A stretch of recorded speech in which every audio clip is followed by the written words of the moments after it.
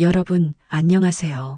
오늘 들려드릴 이야기는 한 어머니의 30년 묵은 비밀에 관한 이야기예요. 딸의 결혼식 축의금 봉투 속에서 발견한 편지 한 통이 그녀의 모든 것을 흔들어 놓았죠. 구독과 좋아요는 이 채널 운영에 큰 힘이 됩니다. 그럼 시작하겠습니다. 저는 김은숙이에요. 올해 52이죠. 평범한 삶을 살았어요. 아니, 평범하게 살려고 노력했다고 해야 맞겠네요.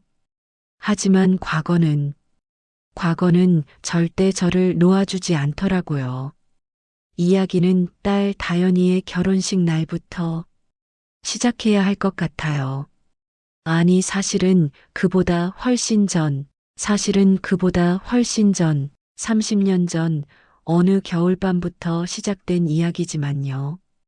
그날은 정말 화창했어요. 봄날이었죠. 딸의 결혼식이었어요. 제 하나뿐인 딸, 다연이가 드디어 결혼하는 날이었어요. 25살, 참 예쁜 나이죠. 아침부터 가슴이 두근거렸어요. 기쁨 반, 아쉬움 반이었죠. 이제 내 품을 떠나 누군가의 아내가 되는구나 하는 생각에 마음이 복잡했어요. 한복을 입으면서 거울을 봤어요. 쉰을 넘긴 얼굴에 주름이 꽤 깊어졌더라고요. 흰머리도 많이 보이고 웨딩드레스를 입은 다연이가 제 방에 들어왔어요. 너무 아름다웠어요. 눈물이 핑 돌았죠. 엄마 예쁘다. 다연이가 환하게 웃으며 말했어요. 저는 고개를 저었어요. 우리 딸이 더 예쁘지. 그렇게 말하며 딸을 끌어안았어요. 다연이의 어깨에서 샴푸 향기가 났어요. 어렸을 때부터 좋아하던 그 향기였죠. 엄마 울지 마. 화장 다 지워져. 다연이가 웃으며 제 눈가를 닦아줬어요. 저는 웃으며 고개를 끄덕였어요. 그래, 안 울게. 오늘은 웃어야지. 예식장으로 향하는 차 안에서 창밖을 바라봤어요.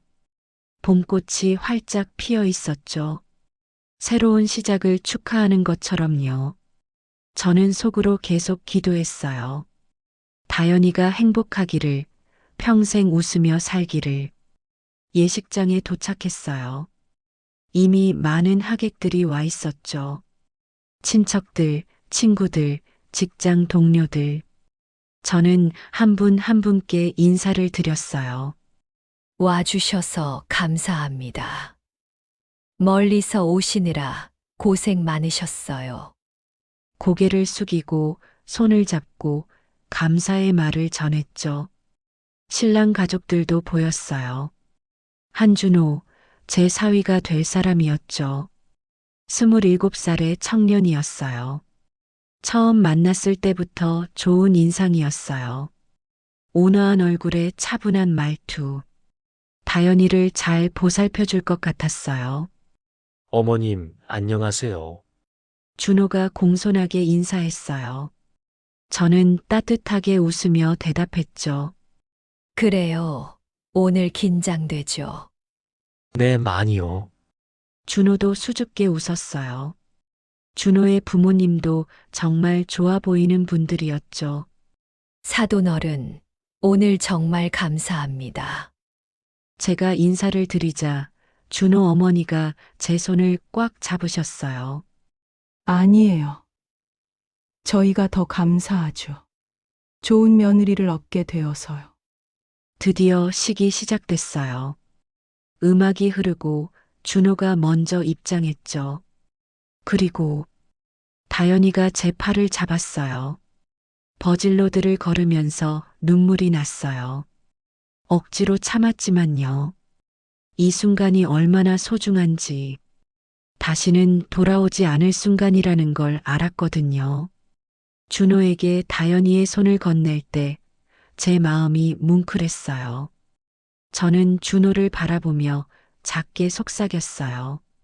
잘 부탁합니다. 네, 어머님. 걱정 마세요. 준호가 진지한 표정으로 고개를 숙였어요. 식은 순조롭게 진행됐어요. 눈물도 웃음도 많았죠. 주례 선생님의 말씀이 있었고, 두 사람의 서약이 있었고, 축가도 울려 퍼졌어요. 모든 게 완벽했어요. 행복한 하루였어요. 피로연이 시작됐어요. 저는 이리저리 바쁘게 움직였죠. 하객들을 챙기고 음식을 확인하고 부족한 건 없는지 살폈어요. 친구 명자가 옆에서 도와줬어요. 은수가 좀 쉬어. 너무 무리하지 마. 명자가 걱정스러운 표정으로 말했어요. 괜찮아. 오늘딸 결혼식인데 내가 쉬면 안 되지. 저는 웃으며 대답했어요. 명자는 제 오랜 친구였어요. 같은 동네에서 자라고 함께 늙어온 사이였죠. 오후가 되어서야 조금 한숨을 돌렸어요. 피로연도 거의 끝나갈 무렵이었죠. 은수가 축의금 정리해야 하지 않아. 명자가 물었어요. 저는 그제야 깜빡하고 있었던 걸 떠올렸죠. 아, 맞다. 그거 깜빡할 뻔했네. 조용한 방으로 들어갔어요. 축의금 봉투들이 상자에 가득 담겨 있었어요. 정말 많은 분들이 와주셨구나. 감사한 마음이 들었죠. 명자와 함께 하나씩 꺼내며 정리하기 시작했어요. 이름을 확인하고 금액을 적고 차례대로 정돈했어요. 정말 다들 넉넉하게 주셨네. 명자가 감탄하며 말했어요. 그러게. 나중에 일일이 감사 인사 드려야겠어. 그렇게 한참을 정리하다가 제 손이 멈췄어요. 한 봉투가 눈에 들어왔거든요. 다른 봉투들과는 달랐어요. 깨끗한 하얀 봉투였는데 겉봉에 이상한 문구가 적혀 있었어요. 신부 어머니께 꼭 전달 부탁드립니다. 이거 뭐지? 이름도 없고. 명자가 고개를 갸웃했어요. 저는 봉투를 집어들었어요. 묘하게 무거웠어요. 돈만 들어있는 게 아닌 것 같았죠. 열어봐야겠다. 조심스럽게 봉투를 뜯었어요. 안에는 축의금과 함께 편지가 들어 있었어요. 정갈하게 접힌 흰 편지지였죠. 저는 그것을 천천히 펼쳤어요. 그리고 첫 문장을 읽는 순간 세상이 멈췄어요. 어머니, 저를 기억하시나요? 손이 떨렸어요. 심장이 미친 듯이 뛰었죠. 숨을 쉴 수가 없었어요. 아니야. 설마. 이럴 리가 없어. 하지만 눈은 저절로 다음 글자를 따라갔어요. 저는 30년 전 겨울 어머니께서 병원 앞에 두고 가신 아이입니다. 심장이 내려앉는 것 같았어요. 귀에서 윙윙거리는 소리가 났죠. 주변이 흐려졌어요. 은수가 왜 그래? 얼굴색이 왜 그래? 명자가 제 팔을 잡으며 소리쳤어요. 하지만 저는 대답할 수가 없었어요. 그냥 계속 읽었어요. 읽어야 했어요. 편지는 이렇게 이어졌어요. 저는 입양되어 좋은 부모님을 만났습니다. 사랑받으며 자랐고 부족한 것 없이 살았어요. 그래서 어머니를 원망하지 않습니다. 하지만 평생 궁금했어요. 제 친어머니는 어떤 분일까? 왜 저를 두고 가셔야 했을까? 눈물이 흘러내렸어요. 주체할 수 없이 편지지 위로 뚝뚝 떨어졌죠. 글자가 번졌어요. 하지만 계속 읽었어요. 멈출 수가 없었어요. 성인이 되고 나서 입양 기록을 열람할 수 있게 됐습니다. 친모 찾기를 신청했지만 어머니에 대한 정보는 거의 없었어요. 다만 몇 가지 기록이 남아 있었죠. 제가 발견된 병원의 위치, 발견된 날짜와 시간, 그리고 어머니께서 저를 두고 가실 때 함께 두셨던 파란 담요. 그 담요는 지금도 제가 가지고 있습니다. 양어머니께서 보관해 주셨거든요. 파란 담요. 제가 마지막으로 그 아이에게 해준 유일한 것. 담요 안쪽에 작은 글씨로 이름이 수놓아져 있었어요. 은숙이라고. 그게 어머니 이름인지 아니면 제 이름이었는지는 알 수 없었지만 저는 그게 유일한 단서였어요. 제 손이 더 심하게 떨렸어요. 맞아요. 저는 그 담요에 제 이름을 수놓았었어요. 공장에서 야근하면서 조금씩 혹시라도 그 아이가 나중에 엄마를 찾을 수 있게. 하지만 30년이 지났어요. 30년 동안 저는 그 아이를 찾지 않았어요. 찾을 용기가 없었어요. 하지만 은숙이라는 이름만으로 어머니를 찾기는 불가능했어요. 너무 흔한 이름이었으니까요. 입양 기록에는 친모의 나이도 대략적으로만 나와 있었어요. 당시 20대 초반이었을 거라고. 그리고 병원 근처 지역에 살았을 거라고. 제 가슴이 미어졌어요. 그렇게 몇 년을 보냈습니다. 가끔 은숙이라는 이름을 가진 분들을 만나면 가슴이 뛰었지만 확인할 방법이 없었어요. 그래서 포기하고 살았습니다. 제 입에서 신음이 새어나왔어요. 그런데 몇 달 전 친구 준호의 결혼 이야기를 들으면서 우연히 알게 됐습니다. 신부의 어머니가 혼자 딸을 키우셨다고 했어요. 그리고 성함이 김은숙이 씨라고. 처음에는 그냥 이름이 같은 분이겠거니 했어요. 하지만 준호가 계속 이야기를 하더라고요. 신부 어머님이 젊은 시절 서울에서 공장 일을 하셨다고. 그 공장이 있던 동네가 제가 발견된 병원 근처였어요. 은수가. 대체 무슨 일이야? 말 좀 해봐.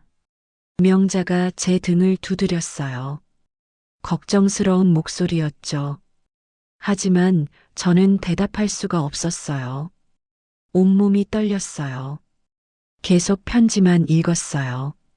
그리고 나이를 계산해 보니 어머니는 지금 50대 초반이시고 30년 전에는 20대 초반이셨을 거예요. 입양 기록과 정확히 맞아떨어졌어요. 확신할 수는 없었어요. 하지만 가능성이 너무 높았어요. 그래서 고민했습니다. 준호에게 물어봐야 할까? 직접 어머니를 찾아뵐까? 하지만 할 수 없었어요. 만약 제 추측이 틀렸다면 괜한 오해를 드리는 거잖아요. 그리고 만약 맞다 해도 준호의 결혼을 앞두고 이런 일을 드러내는 게 옳은 일일까요? 제 마음이 조금 놓였어요. 적어도 다연이는 모르는구나. 그래서 결심했습니다. 결혼식에 참석해서 멀리서나마 어머니를 뵙기로, 그리고 이렇게 편지를 남기기로. 오늘 어머니를 봤습니다. 입장하시는 모습을, 하객들께 인사하시는 모습을, 딸분과 함께 웃으시는 모습을 멀리서 지켜봤어요. 눈물이 멈추지 않았어요. 정말 제 어머니가 맞는지는 확실하지 않아요. 어쩌면 제 착각일 수도 있죠. 하지만 어머니를 보는 순간 왜 그런지 모르겠지만 가슴이 뛰더라고요. 피가 그렇게 말하는 것 같았어요. 어머니께 다가가고 싶었어요. 확인하고 싶었어요. 하지만 할 수 없었어요. 오늘은 친구의 결혼식이고 딸분의 행복한 날이잖아요. 제가 나타나서 이 날을 망칠 수는 없었어요. 또다시 신음이 새어나왔어요. 명자가 제 어깨를 감싸 안았어요. 그래서 이렇게 편지를 남깁니다. 제 이름은 밝히지 않을게요. 얼굴도 설명하지 않겠어요. 어머니께서 저를 찾으려 애쓰지 않으셨으면 해요. 그럴 필요 없으니까요. 만약 어머니가 정말 제 친어머니가 맞다면 이것만은 알아주셨으면 해요. 어머니의 아들은 이렇게 잘 자랐습니다. 건강하고 행복하고 좋은 사람들에 둘러싸여 살고 있어요. 편지를 잡은 제 손이 너무 떨려서 글자가 흔들렸어요. 어머니를 원망하지 않습니다. 정말이에요. 30년 전 20살 남짓한 어머니가 얼마나 힘드셨을까? 얼마나 무서우셨을까? 얼마나 외로우셨을까? 이제는 조금 알 것 같아요. 그리고 감사합니다. 저를 낳아주셔서요. 저를 두고 가시면서도 파란 담요로 따뜻하게 감싸주셔서요. 담요의 이름을 수놓아 주셨다면 그게 어머니 이름이든 제 이름이든 그게 제가 가진 유일한 흔적이에요. 제 손에서 눈물이 떨어졌어요. 편지가 눈물에 젖어갔어요. 저는 행복합니다. 정말 행복하게 살고 있어요. 좋은 부모님을 만났고 좋은 친구들도 많습니다. 지금은 작은 디자인 회사를 운영하고 있어요. 하고 싶던 일을 하며 살고 있죠. 그러니 어머니도 행복하세요. 딸분이 정말 아름답고 착하시던데요. 정말 잘 키우셨어요. 어머니는 좋은 엄마예요. 딸분을 보면 알 수 있어요. 은수가 명자가 제 이름을 불렀어요. 하지만 저는 마지막 부분을 읽어야 했어요. 이 편지를 어머니께서 읽으실지 아니면 다른 분이 읽으실지 모르겠어요. 만약 제 추측이 틀렸다면 이상한 편지를 받으신 어머니께 죄송합니다. 하지만 만약 제 추측이 맞다면 어머니, 저는 괜찮아요. 정말 괜찮으니까 걱정하지 마세요. 저를 찾으려 하지 마세요. 그냥 이대로 서로 잘 살아가면 되는 거예요. 오늘 이 자리에 올 수 있어서 감사했습니다. 멀리서나마 어머니를 볼 수 있어서요. 건강하세요, 어머니. 항상 행복하세요. 마이너스 어머니의 아들 드림. 편지가 끝났어요. 저는 한참 동안 그대로 앉아 있었어요. 움직일 수가 없었어요. 숨을 쉬는 것조차 힘들었죠.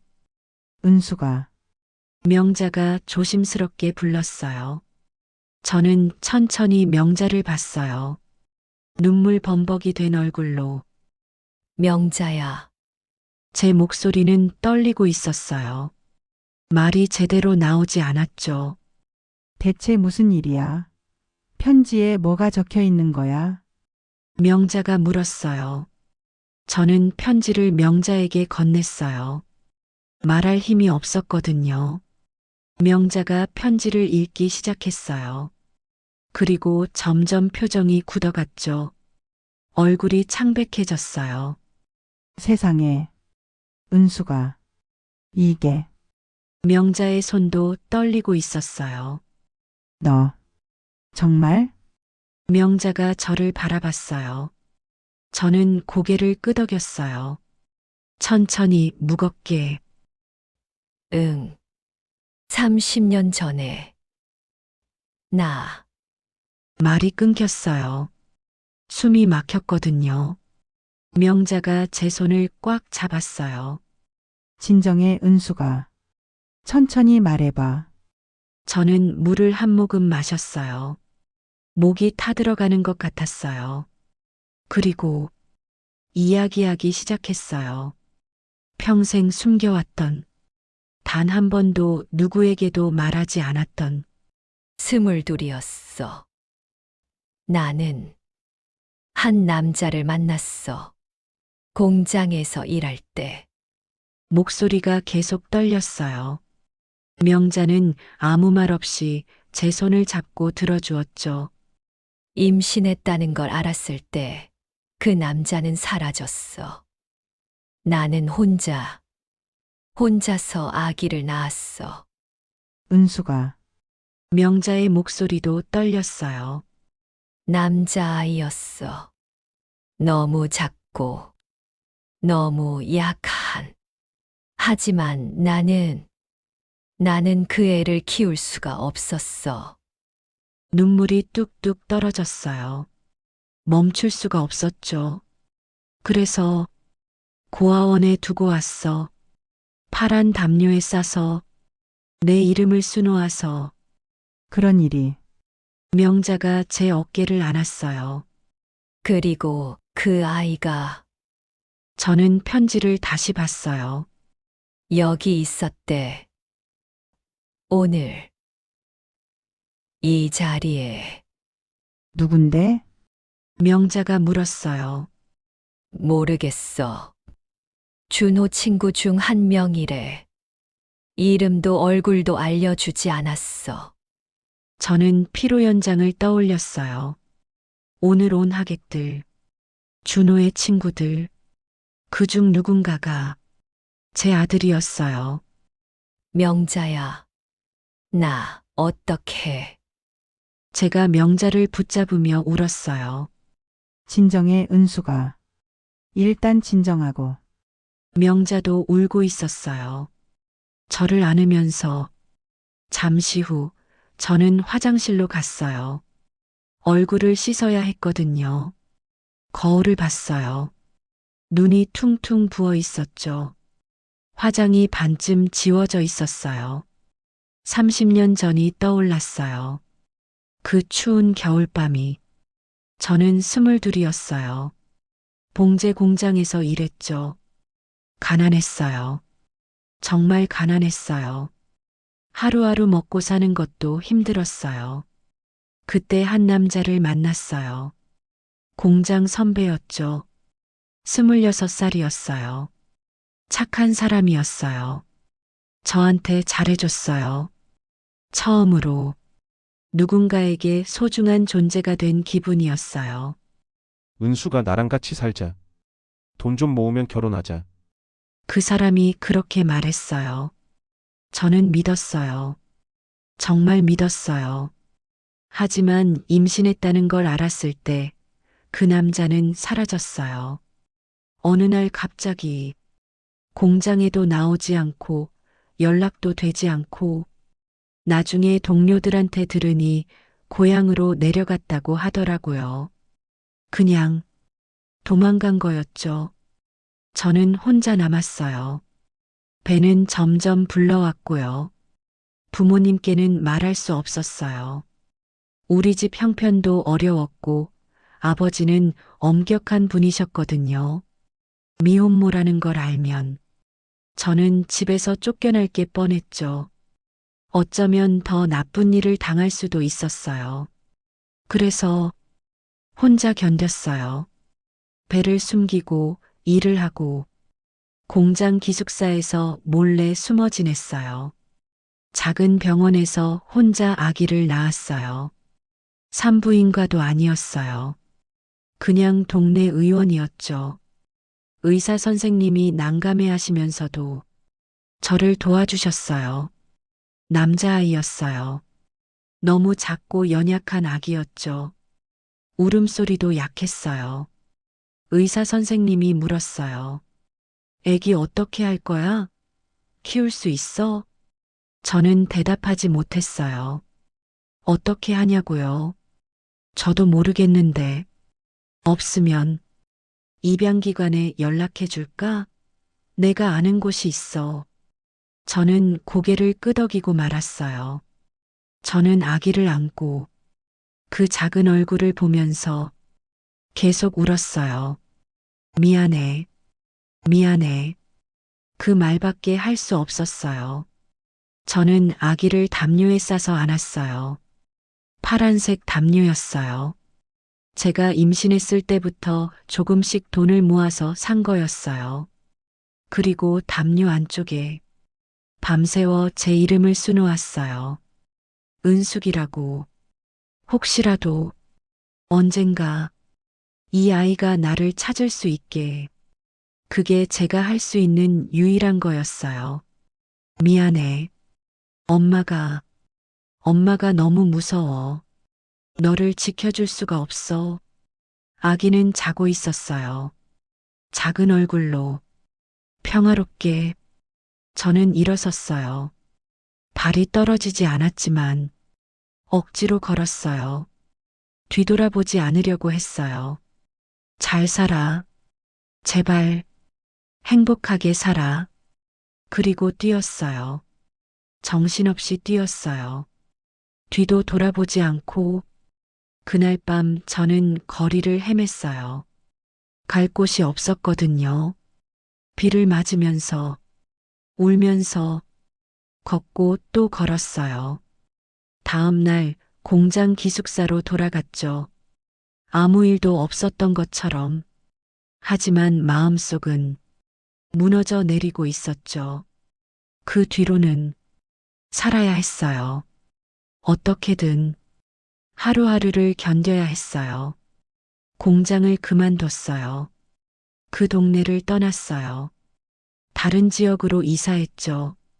새로운 공장에서 일하고 새로운 사람들을 만나고 5년 뒤 다연이 아빠를 만났어요. 착한 사람이었죠. 건설 현장에서 일하는 사람이었어요. 제 과거를 말하지 않았어요. 말할 수 없었어요. 그냥 새로운 삶을 시작했어요. 다연이를 낳았을 때 저는 다짐했어요. 이 아이만큼은 절대 놓지 않겠다고, 절대 버리지 않겠다고, 좋은 엄마가 되겠다고. 다연이 아빠와는 다연이가 5살 때 헤어졌어요. 술을 너무 많이 드셨거든요. 폭력까지는 아니었지만 함께 살 수 없었어요. 그래서 혼자 다연이를 키웠어요. 온 힘을 다해서 사랑을 쏟아부으며. 하지만 첫째 아들은 잊을 수가 없었어요. 가끔 꿈에 나타났어요. 아기 울음소리가 들렸어요. 작은 손이 저를 붙잡는 것 같았어요. 지났어요. 그 아이는 어떻게 살고 있을까? 건강할까? 행복할까? 궁금했지만 찾지 않았어요. 찾을 용기가 없었어요. 그런데 오늘 그 아이가 저를 찾아왔어요. 편지로. 저는 화장실 거울을 보며 생각했어요. 그 아이는 지금 어디 있을까? 피로 연장 어딘가에 있을 거예요. 준호의 친구로 웃고 떠들고 저를 보면서 어떤 생각을 했을까? 원망했을까? 아니면 정말로 편지에 쓴 것처럼 원망하지 않을까?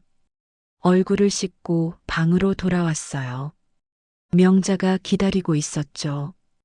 은수가 괜찮아? 응. 괜찮아. 하지만 괜찮지 않았어요. 전혀 괜찮지 않았죠. 어떡할 거야? 찾아볼 거야? 명자가 조심스럽게 물었어요. 저는 한참 생각했어요. 편지를 다시 봤어요. 저를 찾으려 하지 마세요라는 문장이 눈에 들어왔죠. 그 아이는 찾지 말라고 했어요. 괜찮다고 했어요. 행복하다고 했어요. 모르겠어. 제가 대답했어요. 지금은 모르겠어. 그때 누군가 문을 두드렸어요. 엄마, 다연이었어요. 저는 황급히 편지를 숨겼어요. 여기 있었어? 찾았잖아. 다연이가 들어왔어요. 행복한 얼굴로. 피로연 거의 끝났어. 준호 오빠랑 인사드리려고. 그래. 금방 갈게. 저는 억지로 웃었어요. 다연이가 제 얼굴을 자세히 봤어요. 엄마 많이 우셨어? 눈이. 아니야. 그냥 내가 결혼해서 기쁘고 아쉬웠어서. 거짓말이었어요. 하지만 진실을 말할 수는 없었죠. 에이, 엄마. 멀리 가는 것도 아닌데. 자주 올게. 다연이가 제 팔을 잡았어요. 함께 피로 연장으로 나갔죠. 하객들이 아직 몇 분 남아 계셨어요. 준호와 그의 친구들도 보였어요. 저는 그들을 봤어요. 한 명 한 명. 누구일까? 어느 사람일까? 키가 큰 남자, 안경 쓴 남자, 밝게 웃고 있는 남자, 조용히 서 있는 남자. 모두가 제 아들일 수도 있었어요. 아무도 제 아들이 아닐 수도 있었고요. 30살쯤 돼 보이는 남자들이 몇 명 보였어요. 그중 누군가가 제 아들이겠죠. 그때 한 남자가 저를 봤어요. 눈이 마주쳤죠. 30살 정도 돼 보이는 남자였어요. 온화한 인상에 어딘가 익숙한 느낌이 드는 그는 잠깐 저를 바라보다가 천천히 고개를 숙였어요. 깊게, 정중하게. 저도 모르게 고개를 숙였어요. 눈물이 또 흘렀지만 참았어요. 그 남자는 다시 친구들에게로 돌아갔어요. 웃으며 이야기하고 혹시 저 사람일까? 하지만 알 수 없었어요. 확신할 수 없었어요. 준호가 다가왔어요. 다연이와 함께 어머님, 정말 감사했습니다. 아니야. 우리 다연이 잘 부탁해. 네, 어머님. 준호의 친구들도 인사를 했어요. 한 명씩. 저는 그들을 봤어요. 혹시나 하는 마음으로. 하지만 누구도 특별한 표정을 짓지 않았어요. 그냥 평범하게 인사하고 떠났죠. 피로연이 완전히 끝났어요. 하객들이 모두 떠나고 저는 다연이와 준호를 배웅했어요. 신혼여행 잘 다녀와. 네, 엄마. 일주일 뒤에 올게. 다연이가 저를 안았어요. 저는 딸을 꽉 껴안았어요. 사랑해. 우리 딸. 나도 사랑해, 엄마. 둘이 떠나는 걸 지켜봤어요. 차가 멀어져 가는 걸. 행복한 신혼부부가. 그리고 저는 혼자 남았어요. 명자가 옆에 있었지만 외로웠어요. 집으로 돌아왔어요. 텅 빈 집이었죠. 다연이도 없고 이제 혼자였어요. 저는 편지를 다시 꺼냈어요. 읽고 또 읽었어요. 밤새도록. 며칠이 지났어요. 저는 계속 고민했어요. 명자가 매일 찾아왔어요. 은수가 결정했어. 가지. 한서방한테 물어보면 알 수 있잖아. 결혼식에 온 친구들 중에서. 알아. 하지만 할 수 없었어요. 일주일 뒤 다연이와 준호가 신혼여행에서 돌아왔어요. 저희 집에 들렀죠. 엄마, 우리 왔어. 다연이가 밝은 얼굴로 안겼어요. 제 품에 안겨서 웃고 있는 딸. 어머님, 잘 지내셨어요? 준호도 인사했어요. 행복해 보였어요. 정말 행복해 보였어요. 그래. 잘 지냈지. 너희는 재미있었어? 네. 정말 좋았어요. 다연이가 신혼여행 사진을 보여줬어요. 바다, 산, 맛있는 음식들, 행복한 모습들. 저는 사진을 보면서 생각했어요. 이 행복을 지키고 싶다고. 그날 저녁 다연이와 준호가 돌아간 뒤 저는 결정했어요. 찾지 않기로. 그 아이가 원한 대로. 그냥 이대로 두기로. 아니, 솔직히 말하면 그게 그 아이가 원해서가 아니었어요. 제가 무서웠어요. 30년 전처럼 또 무서웠어요. 만약 그 아이를 찾으면 다연이가 알게 될 수도 있어요. 제 과거를, 제가 아들을 버렸다는 걸. 그럼 다연이는 어떻게 생각할까요? 저를 어떻게 볼까요? 그리고 준호도, 친구도 다들 알게 되겠죠. 제 평화로운 일상이 무너질 거예요. 다연이의 행복도 흔들릴 수 있어요. 그래서 저는 선택했어요. 지금의 행복을 지키기로. 이기적인 선택이었어요. 30년 전에도 이기적이었고 지금도 이기적한 거예요. 그 아이는 용기를 내서 저를 찾아왔는데, 편지를 남겼는데, 저는 또 외면하는 거예요. 저는 편지를 서랍 깊숙이 넣었어요. 그리고 잠갔어요. 다시는 꺼내보지 않기로 했어요. 묻기로 했어요. 완전히. 그날 밤 저는 울었어요. 소리 없이 오래오래. 미안해. 정말 미안해. 하지만 그 사과는 아무에게도 전해지지 않았어요. 그 후로 시간이 흘렀어요. 다연이는 여전히 행복하게 살았어요. 준호와 함께 가끔 저희 집에 오고 웃고 떠들고 1년 뒤 다연이가 임신했어요. 엄마, 나 엄마 될 거야. 저는 기뻤어요. 정말 기뻤어요. 손주가 생긴다니. 하지만 동시에 가슴 한편이 아팠어요. 저는 2명의 아이 엄마예요. 하나는 안고 키웠고 하나는 버렸어요. 그리고 지금도 한 명은 모른 척하고 있어요. 손주가 태어났어요. 예쁜 여자아이였어요. 엄마 안아봐요. 다연이가 아기를 제게 건넸어요. 저는 조심스럽게 안았어요. 너무 작고 따뜻한 30년 전 제가 안았던 그 아기도 이랬을까? 눈물이 났어요. 엄마 왜 울어요? 아니야. 그냥 너무 예뻐서서. 거짓말이었어요. 저는 울고 있었어요.